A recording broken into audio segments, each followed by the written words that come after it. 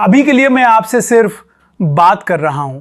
Camera अभी बंद है, शायद इसलिए कि कुछ बातें आंखों से नहीं आवाज से कही जाएं तो बेहतर उतरती हैं।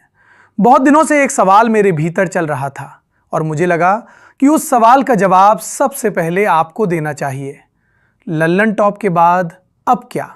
ये सवाल सिर्फ आप नहीं पूछ रहे, ये सवाल मैं खुद से भी पूछ रहा हूं।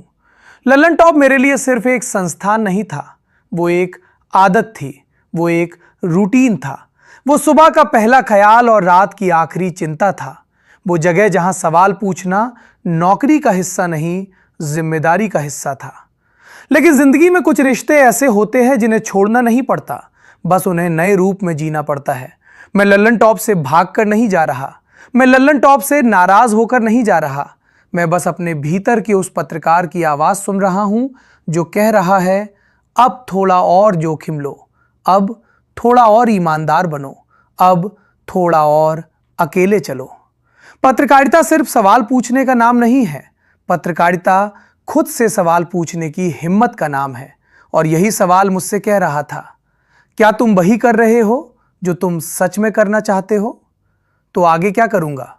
सबसे पहले तो मैं वही करूंगा जो अब तक करता आया हूं, पढ़ूंगा, देखूंगा, सुनूंगा और सोचूंगा। लेकिन इस बार थोड़ा और खुलकर, इस बार किसी एक फॉर्मेट में नहीं, किसी एक प्लेटफॉर्म में नहीं।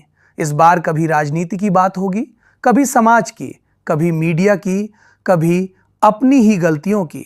इस बार मैं आपसे कम एंकर की तरह और ज्यादा एक जिज्ञासु इंसान की तरह बात करूंगा। और हां, अभी मैं सिर्फ आवाज हूं, लेकिन जल्द ही कैमरे पर भी आऊंगा, क्योंकि कुछ सवाल आंखों में आंखें डालकर पूछे जाते हैं और कुछ जवाब चेहरे पर लिखे होते हैं।